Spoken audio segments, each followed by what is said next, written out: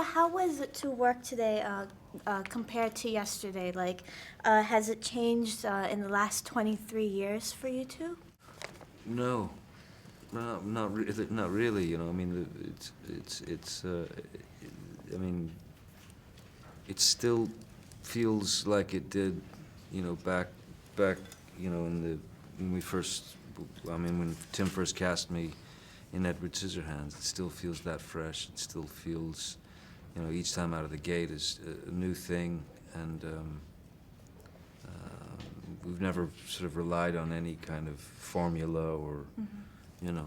Do you have like a code of talking, kind of like an old Code couple? of honor. Code of silence. Code of silence. You just nod at each other. Yes. Yeah. Pretty much. You know, Knowing looks. At this point, yeah, Tim can just sort of Yeah, tilt his head a it's like- certain way, and I know, you know, I can kind of suss what he wants from Yeah.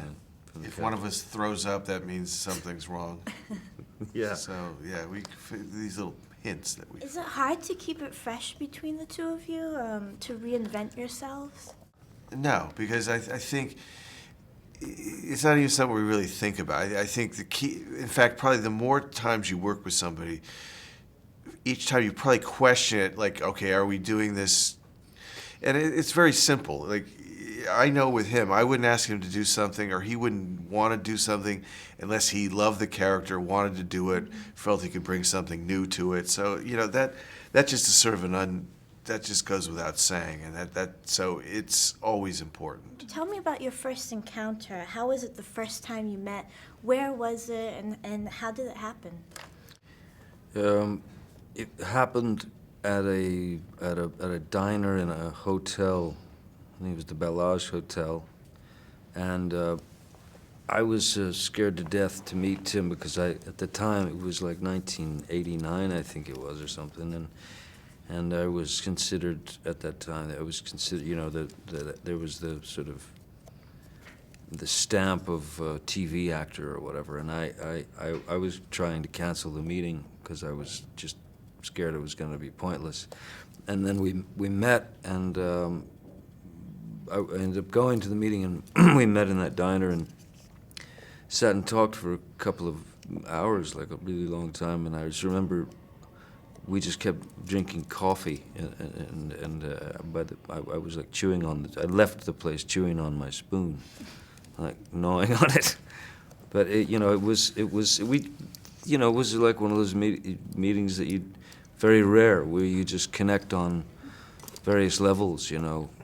You don't really analyze it too much. You know, you just sort of, because I think it's the same thing, you know, with the work. You know, it's like you don't sit around and go, oh, well, why this is why, you know, you don't pick it apart like it's some kind of like you know, because a lot of these things are just sort of more surprising and organic, and I think as a sort of artistic relationship, that's the most crucial thing. I mean, I don't think he would ever do something if he didn't want to do it. You know, it's got to be, you got to have the passion for it. So which character was the toughest to create together? Well, I think probably, you know, initially, I mean, really, you know, it was Edward Scissorhands, because it was something that was so, I mean, I felt was so, you know, something very personal to Tim, and certainly a character that I connected to and knew very well in my heart and in my mind, and I wanted to make him, you know, perfect for Tim, and do, you know, so that was probably and it was also the most important for me of all the films we've done together. It was really the path, you know, was putting me on the path that I wanted to be on. I mean, he does it every time. I mean, he'll always pick something that he's on. You know, I mean, I was impressed, like, you know, like on Sweeney Todd, that he sang. I mean, he sang like one of the most difficult thing, you know, and that's quite an exposing thing, you know. I mean, it's that kind of thing. So there's always something. There's always a new element that he does that, to me, you know, is going to new territory, different boundaries, you know. So it's always there. Which one are you most proud of? Which character? I don't I mean, I'm proud. I'm proud of. I don't know. I'm proud of all of Say them. you know, I mean, I would say because it's like you know they're part of you, and as I mean I don't know, but as an whether they're even successful or failures, they're part of you. Yeah. You know. Yeah. I'm proud of all the work I've been able to lucky enough to do with Tim. You know. It's like your children. I'm both proud and ashamed of all of them. Did it ever happen that maybe you went too far with creating a character and then you backed off at the end, modified it during the shoot or the initial conception of it? Not really.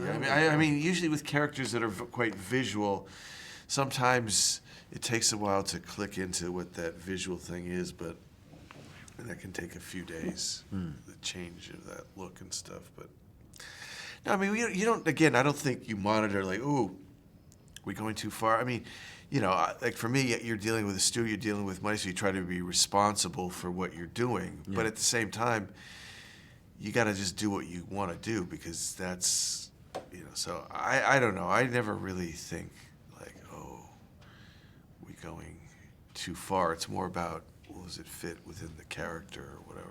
So tell me, how does one turn into a vampire? Did you seek inspiration from the TV show or old Dracula movies? You know, I've always been, as Tim has, you know, both been huge fans of horror films and, you know, vampire movies and, you know, since childhood. I guess, you know, with this particular character, Barnabas, I tried, you know, I actually tried to stray from the original character just to see if something would arrive.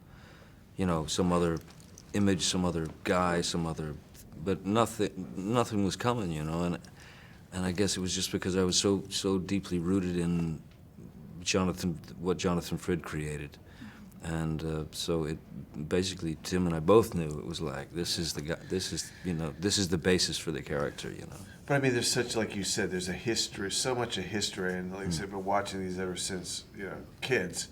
So seen every, you know, Boris Karloff, Christopher Lee, and I would have to say you probably draw it on everything, just because it's a, you know, this is a vampire, you know, so it's probably, you know, Nosferatu, Sure. Bela Lugosi, Christopher Lee, Jonathan Frid, you know, just Yeah. what all those things brought to you, you know, so it's always a mixture, I'd say. It is it is a mixture.